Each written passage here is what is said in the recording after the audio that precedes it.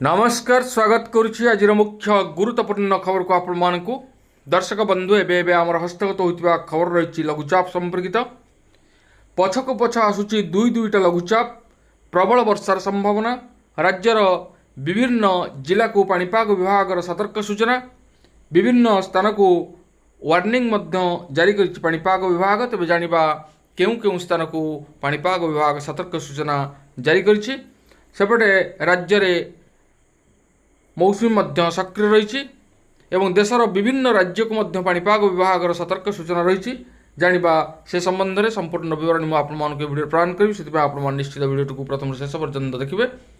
जदि वीडियो भल लगे तो पाखे लाल बटन निश्चित सब्सक्राइब करें पाखे आसुवा बेल आइकन बजाय देवे और ऊपर आसुवा ऑल नोटिफिकेशन क्लिक कर भूलें जहाँफल एभली वीडियो सर्वप्रथम आपण निकट में पहुँच पार।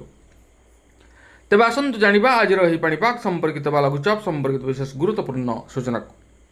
राज्य में मौसुमी वर्षा जारी रही एसह गांगेटिक वेस्ट बेंगल और पाखापाखि बांग्लादेश उपर घूर्णिबलय सक्रिय रही यार प्रभाव में राज्य में वर्षार परिमाण बढ़ 13 तारिख में प्रबल वर्षा होगा नहीं उपकूल समेत एकाधिक जिला को आंचलिक पाणीपाग केन्द्र पक्षर सतर्क सूचना जारी कर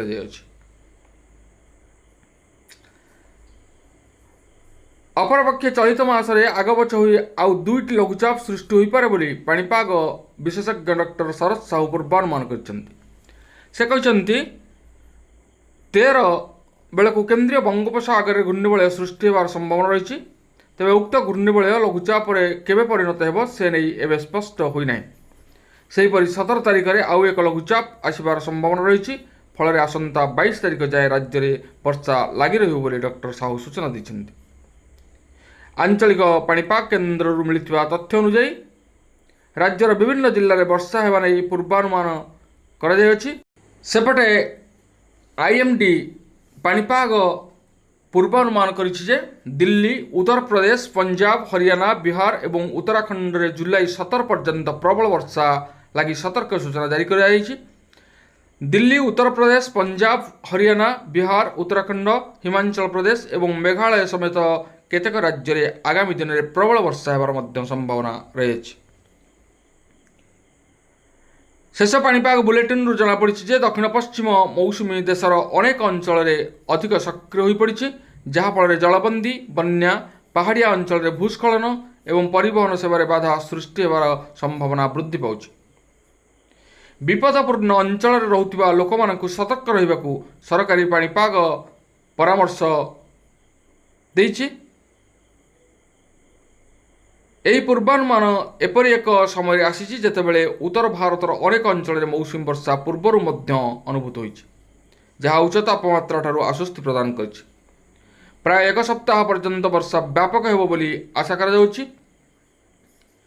राज्य प्रशासन को पाणीपागर विकास उपरे तीक्ष्ण नजर रखिबाकू एवं आवश्यक स्थले जरूरीकालीन प्रतिक्रिया दल प्रस्तुत रहिबाकू कुहाଯାଇଛି।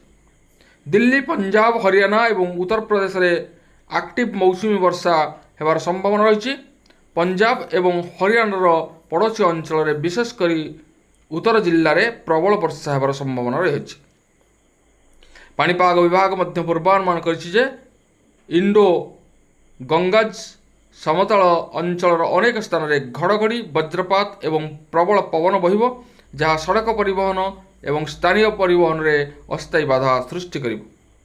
उत्तर प्रदेश में आगामी किछि दिन पर्यंत मौसुमी प्रबल रहिब। राज्यर पूर्वांचल एवं पश्चिम भाग में अनेक जिले में मध्यमरू प्रबल वर्षा होवार संभावना रही। तलिया अंचल रोकथुवा लोक मानकु सतर्क रहिबाकू परामर्श दिया जायछि कारण दीर्घ समय धरी वर्षा हेबा फल जलबंदी और स्थानीय बन्या होई पारे। कृषि क्षेत्र मध्य सक्रिय मौसुमी उपकृत हेबो बोली आशा करा जाउछि जदिओ किछि पकेट्रे अत्यधिक वर्षा स्थायी फसल एवं ग्रामीण जोगाजोग को प्रभावित करिपारे। हिमालय अंचल में प्रबल वर्षा जारी रहिबो विशेषकर हिमाचल प्रदेश और उत्तराखंड में आगामी दिन में व्यापक वर्षा होवार संभावना रही। तेज दर्शक बंधु आम देखुचे वर्तमान आकाश संपूर्ण रूपे मेघाच्छन्न रही विभिन्न स्थान में वर्षा जारी रही। आगकू भीषण वर्षा आसुथिबारु लोक मानकू सतर्क करिछि पाणीपाग विभाग। वर्षा समय सतर्कता अवलंबन करने और पाणीपागर सद्यतम सूचना को आम नजर रखा निहाती जरूरी। तेबे ए थिला आजिर पाणीपाग संपर्कित एक विशेष गुरुत्वपूर्ण सूचना। आज पुणी देखा आगामी भिडियो।